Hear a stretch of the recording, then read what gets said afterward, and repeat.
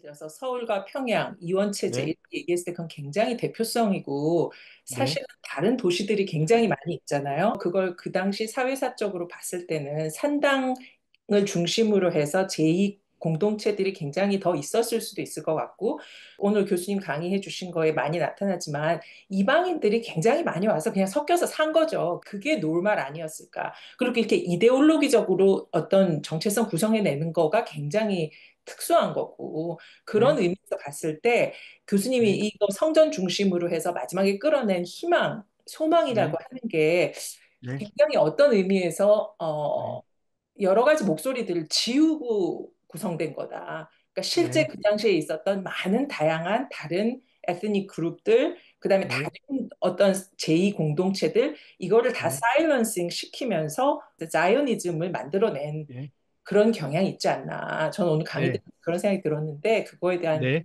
알고 싶습니다. 근데 이런 말씀 드리고 싶어요. 여러분들이 꼭 시간 나시면 그 해석학 공부를 한번 꼭 한번 해보라고. 왜냐면은 사실은 여러분들이 하는 모든 질문은 해석학과 걸려있거든요. 해석. 그 해석학은 사실은 신학에서부터 성서 해석에서 시작됐지만 19세기, 20세기로 넘어오면서 이거는 일반 학문의 해석학이라는 게 있어요. 그래서 어떤 학자들은 가다모나 이런 가다모 20세기 최고의 해석학자 중에 한 명인데 철학 자체가 해석학이라고 말하는 사람도 있거든요. 근데 이런 말씀 해드리고 싶어요. 선생님 질문은 어떤 거냐면은 그러니까 뉴크리티시즘에 가까워요. 사실은 저도 그런 역사 비평적인 부분에서 그런 해석을 하는 부분이 있거든요. 예, 그래서 그것도 굉장히 중요한 보이스이고요. 또 제가 해석할 때 이거 섞어서 했는데 정경적이고 신학적인 비평도 한 축을 담당하는 거죠. 두 축이 다 중요하다는 거고요. 그래서 먼저 선생님 말씀을 제가 일단 답변을 드려보면은 선생님 말씀에 저는 이제 100% 동감할 수밖에 없어요. 왜냐하면은 시온 중심의 이 신학이라고 하는 것이 굉장히 중요한 이데올로기로서 5세기부터 부상하게 되거든요.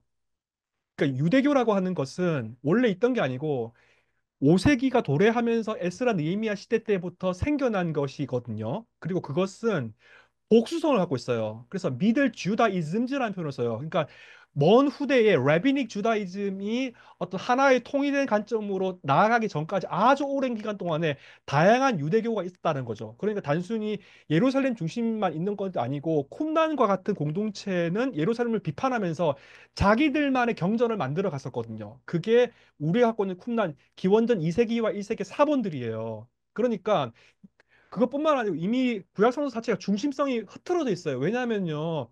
잠언의 신학과 욥기의 신학과 전도서의 신학은 지혜 문학 자체에서도 중심이 없어요. 마찬가지고 제사상적인 신학이 있고 신명기적인 신학이 있고 족장적인 신학이 있고 역대기적인 신학, 그 신학의 흐름들이 다 다르죠. 이사야서는 욥기랑 비슷하지만 예레미야는 신명기랑 비슷합니다. 그러니까 이런 중심성이 없는 다양한 신학이 있는 거고 역대기는 굉장히 통합적인 이상적인 어떠한 것을 지향하는 굉장히 유토피아적인 어떤 성전 공동체의 어떤 신학이 도사리고 있다라고 말할 수 있어요. 그런 의미에서 저는 선생님 말에 동감합니다. 그래서 예스라고 말할 수 있어요. 그런데 이제 선생님이 질문하지 않은 것이 있죠. 사세기적인 의미 속에서 제가 설명드렸잖아. 그런데 우리는 이것을 전통 속에서도 이해를 해야 돼요. 전통. 뭐냐면 교회 전통이에요. 교회 전통. 내가 살아가고 내가 믿는 하나님, 나의 신앙 속에서 내가 가톨릭 신자면 아니면 앵글리칸 철치 다니는 사람이건 아니면 내가 장로교 교인이건 장로 통합이건 합동이건 내가 되는 교회 전통이 있는 거잖아요. 그 전통 속에서 텍스트를 읽어낼 때에 이 본문이 우리에게 분명히 정경적인 관점에서 말해주는 의미가 있는데 그 의미의 차원이라고 하는 것은 바로 이 성전이 과연 그리스도의 죽으심과 부활하심과 다시 오심과 우리의 천국과 내세와 전체적인 이 프레임 속에서 창세기부터 요한계시록 전체에서 어떤 의미가 있는지 그 의미를 생각해야 된다는 거죠.